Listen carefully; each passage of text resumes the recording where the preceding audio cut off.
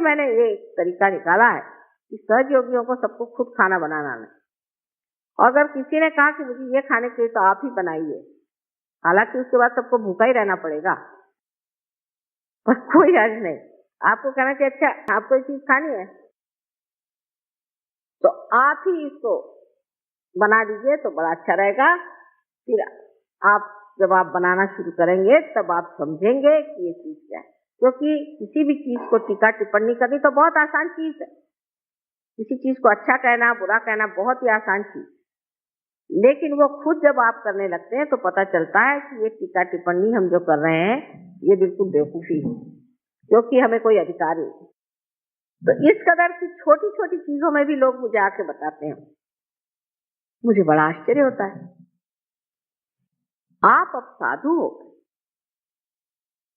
आपके अंदर सबसे बड़ी जो शक्ति आई है वो ये, आप कोशिश करके, और मैं जो बात कहती हूँ उसकी आपको प्रचिति आएगी, कोशिश करके देखिए। आप जमीन पर सो सकते हैं, आप रास्ते पर सो सकते हैं, आप 10-10 दिन भी भूखे रह जाए आपको भूख नहीं लगे, आप कैसा भी खाना है उसे खा लेंगे, आप कुछ नहीं करेंगे। इसमें आप हमारे प्रदेश के सहयोगियों को देखिए, किस हालत में रहते हैं, किस परेशानी में रहते हैं। हमें कुछ वहां पर हिंदुस्तानी सहयोगियों ने बताया कि ब्रह्मपुरी में इंतजाम इस वक्त ठीक नहीं रहा, लोगों का दिमाग ही खराब हो गया था क्योंकि आप नहीं गए तो बहुत तकलीफ हुई उनको खाने पीने की और कुछ अच्छा नहीं लगा, ऐसा बताया। तो मैंने उन लोगों से जाके पूछा कि भाई सबसे ज्यादा तुमको कहाँ मजा आया? तो उन्होंने कहा ब्रह्मपुरी में सबसे ज्यादा मजा। तो मेरी कुछ समझ में नहीं आया कि इतनी शिकायतें हुई, क्योंकि ब्रह्मपुरी में क्या बात, कहले वहां कृष्णा बैठी है, उसके किनारे में बैठो तो लगता है कि माँ जैसी आपकी धारा बह रही। वो सब यही बातें करते रहे, यहाँ ये लोग खाने ही पीने की सोचते रहे। इसीलिए जब कभी कभी लोग कहते हैं कि हम लोगों का समर्पण कम है, उसकी वजह यह है कि हम लोग काफी उलझे हुए लोग, हमारे अंदर बहुत पुरानी परंपराएं हैं। यहाँ अनेक साधु संत हो गए, बड़े बड़े लोग हो गए, बड़े बड़े आदर्श हो गए, और उन आदर्शों के वजह से हमें मालूम है कि अच्छाई क्या है, बड़ी क्या है। लेकिन उसके साथ ही साथ हमारे अंदर एक तरह की ढोंगी वृत्ति आ गई कि हम ढोंग भी कर सकते।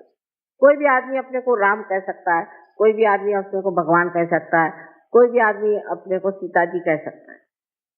ये ढोंगीपना की हमारे यहाँ बड़ी भारी शक्ति है। एक साहब ने मुझे कहा कि देखिए वो तो भगवान है। मैंने कहा कैसे? वो कहते हैं भगवान है, ये फॉरेन, वो भगवान कहते हैं। मैंने उसको कहने में क्या लगता है, ऐसे कैसे कहेगा कोई कि मैं भगवान हूं? मैंने कहा कह रहे हैं वो भगवान है, लेकिन उसके कुछ तरीके होते हैं। जो आदमी फूल को नहीं सूंघ सकता वो भगवान कैसे हो सकता? हाँ ये तो बात है। तो मैंने कहा कि कैसे, पर वो क्यों कह रहे थे, वो ऐसा क्यों कह रहे? मैंने कहा क्योंकि वो आप नहीं, वो यही नहीं समझ सकते कि लोग इतना सफेद झूठ इतने जोर से कह सकते। या किसी के लिए कहते हैं पर वो उसको रुपया ही चाहिए ना, ठीक है वो रुपया लेता है, लेकिन हमको तो वो आध्यात्मिक देगा, तो क्या हर्ज है, हमें तो आध्यात्म लेना है, लेने दो रुपया, रुपये में क्या रखा है, रुपया दे दो उसको, रुपये में क्या रखा हुआ है? आध्यात्म को पाने की बात है, आध्यात्म वो हमें दे रहा है तो हम उसे रुपया दे रहे हैं, रुपये में तो कोई खास चीज होती नहीं। ये जो उनकी तैयारी आज हो गई है, वो हमारे अंदर तैयारी अभी तक हो नहीं पाई। इसके लिए क्योंकि हमारे सामने आदर्श बहुत अच्छे हैं, महाभारत है, राम है, ये है, वो है, और हम उसी कीचड़ में बैठे हुए। अगर कोई कीड़ा कहे कि मैं कमल हो गया तो हो नहीं सकता, और उसको कमल बना भी दिया तो भी ढंग वही चलेगा। इसलिए ये समझ लेना चाहिए कि हमारे अंदर जो इतनी ऊंची ऊंची बातें हो गई हैं, और जिससे हम चारों तरफ से पूरी तरह से हम ढके हुए, और जिसके कारण हम लोग बहुत ऊंचे भी हैं, लेकिन जब तक हम अपने को ये न समझे कि हमें वही होना है जो हम देख रहे हैं, इस मामले में हमारे अंदर आंतरिक इच्छा हो, ऊपरी नहीं, अंदर से लगना चाहिए। क्या हमने उसे प्राप्त किया? क्या हमने अपने ध्येय को प्राप्त किया? क्या हमने उसे पाया है? उससे हमें पाना है। इस मामले में ईमानदारी अपने साथ करें, और जब तक ईमानदारी नहीं होगी तब तक शक्ति आपके साथ ईमानदारी नहीं कर सकती। ये आपका और अपना निजी संबंध है। अनेक तरह से आप अपने को पड़तालिए और देखिए कि हमारे अंदर ये शक्तियां क्यों नहीं जागृत हो सकती, क्यों नहीं हम इसे पा सकते। कारण हम खुद ही अपने को एक तरह से काटे चले जाते। तो किसी भी तरह की ढोंगी वृत्ति का सहयोग में स्थान नहीं। हृदय से आपको महसूस हो रहा है, हर एक चीज तो हृदय से पाना, अपने अंतर आत्मा से उसे जानना है। उसके लिए कोई भी ऊपरी चीज, कोई है तो मुस्कुराते बैठे रहेंगे, कोई जरूरत है मुस्कुराने की, कोई है कि बड़े गंभीर होकर बैठे रहेंगे। ये सब नाटक करने की कोई जरूरत नहीं। जो आपके अंदर भाव है वो बाहर आ रहा है, उसमें कौन सा नाटक करने, उसमें कौन सी आफत करने की है। जो हमारे अंदर भाव है वही हम प्रकटित कर रहे हैं, क्योंकि हमारे अंदर जो भाव है वो इस शक्ति से बहता हुआ बाहर चला रहा है और उसी को हम प्रकटित कर रहे हैं। और जो लोग इस तरह से एक बार समझ लें कि हमें पूरी तरह से ईमानदारी से सहयोग करना, वो धीरे धीरे इसमें खिसकते जाएं। जिस तरह से वहां पर मैं लोगों में देखती हूँ आत्मसमर्पण, उसमें मैं ये जरूर कहूंगी कि उस आत्मसमर्पण के पीछे में एक बड़ी भारी कमाल है। और वो कमाल ये है कि वो सोचते हैं कि सिर्फ हमारा कल्याण आत्मिक ही होना चाहिए, हमारा आत्मिक कल्याण होना चाहिए, और कोई भी बात वो नहीं सोचते। सहयोग के लाभ अनेक हैं।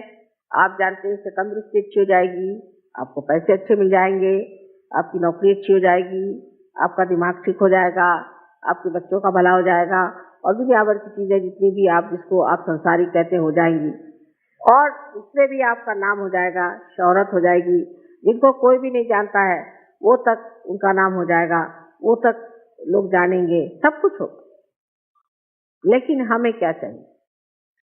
हमें तो अपनी आत्मिक उन्नति के सिवाय और कुछ नहीं।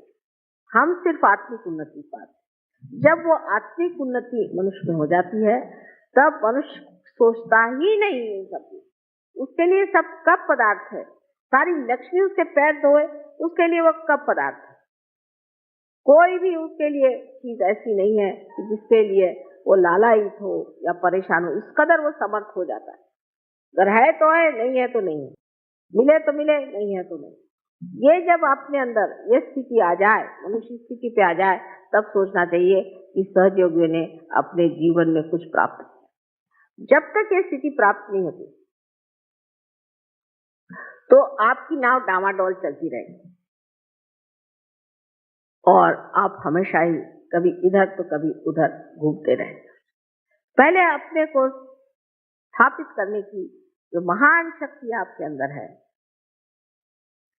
वो है श्रद्धा। उस श्रद्धा को हृदय से जानना चाहिए और उसकी मस्ती में रहना चाहिए, उसके मजे में आना चाहिए, उसके आनंद में आना चाहिए। तो जो ये श्रद्धा की आह्लाददायी शक्ति है, उस आह्लाद को लेकर रहना, उस एक्सटेसी में रहना चाहिए, उस सुख में रहना चाहिए। और जब तक मनुष्य उस आह्लाद में पूरी तरह से घुल नहीं जाएगा, उसके सारे जो कुछ भी प्रश्न हैं, प्रॉब्लम्स है, वो बने ही रहेंगे, बने ही रहेंगे। क्योंकि प्रॉब्लम्स वगैरह सब माया है, ये सब चक्कर है। जब किसी से पूछे भाई तुम्हें क्या प्रॉब्लम है, तो मुझे 100 रुपये मिलना चाहिए, तो मुझे 50 रुपये मिले। जब 100 रुपये मिले तो क्या प्रॉब्लम है, मुझे 200 रुपये मिलने चाहिए, तो मुझे 100 ही रुपये मिले। वो तो खत्म ही नहीं हो रहा। फिर दूसरा क्या प्रॉब्लम है कि मेरी बीवी ऐसी है, फिर तुम दूसरी बीवी कर लो, वो भी ऐसी है, तीसरी आई वो भी ऐसी। तो आपके प्रॉब्लम्स नहीं खत्म हो रहे क्योंकि आप स्वयं इनको नहीं खत्म कर रहे हैं।